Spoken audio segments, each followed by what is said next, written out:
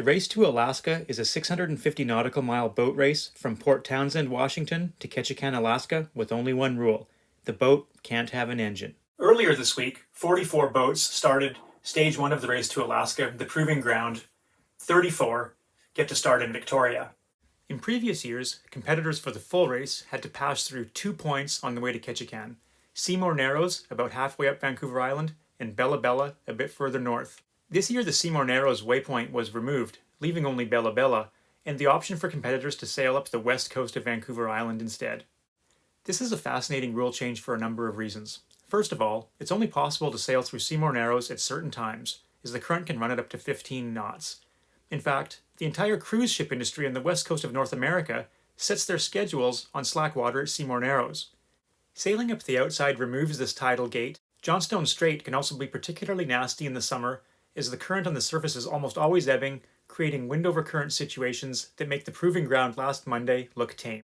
The reasons the conditions in Johnstone Strait and Seymour Narrows are so extreme is that the tidal currents that flow around both ends of Vancouver Island are forced through a very narrow channel, with Seymour Narrows being the narrowest point. Sailing up the west coast is about 30 miles further than sailing up the inside, but you get to avoid Seymour Narrows and some really nasty standing waves. On the other hand, to sail up the west coast, you need to meet Category 1 safety requirements, which can add several hundred pounds and several $1,000s to your racing budget. Now, some of the boats, like Pure & Wild's Dark Star, already meet these requirements because they've needed them for other races like the Van Isle 360. But this certainly means that sailing up the outside is only an option for some boats that choose to invest in those requirements. The Race to Alaska uses a Le Mans-style start, where everybody starts on shore and races down to their boats, unties them, and heads off as quickly as possible. 10, 9, 8, 7, 6, 5, 4, 3, 2, 1.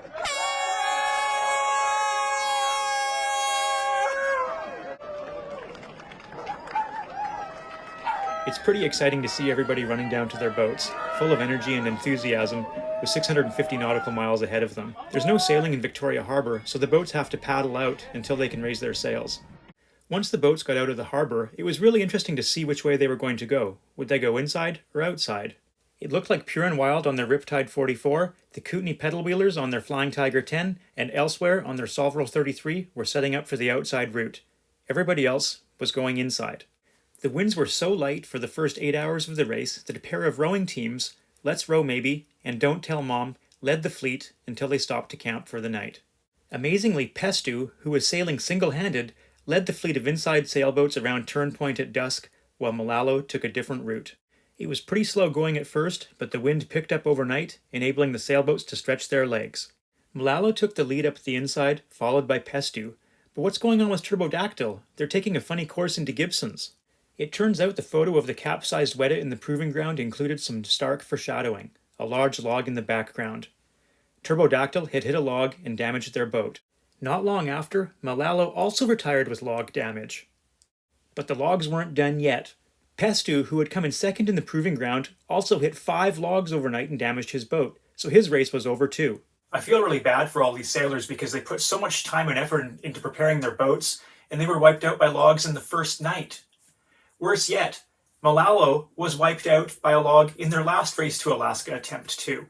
It's been a really wet spring, so the rivers are very high and picking up lots of logs and dumping them into the ocean. For that reason alone, the outside route looks pretty good this year, and with the fast boats on the inside now out of the race, Pure & Wild is leading up the outside.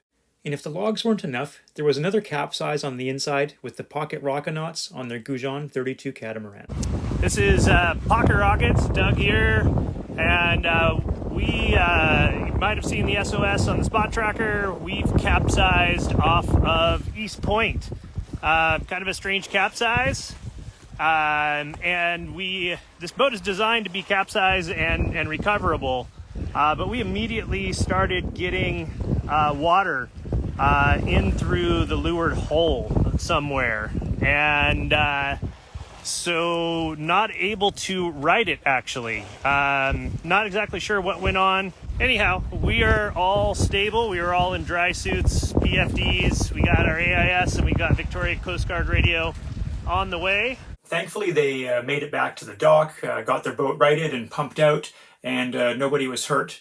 It sounds like they might have broken a window or something like that during the capsize, which caused the flooding and prevented them from righting their boat. The race to Alaska is less than half over, and still lots of excitement to come.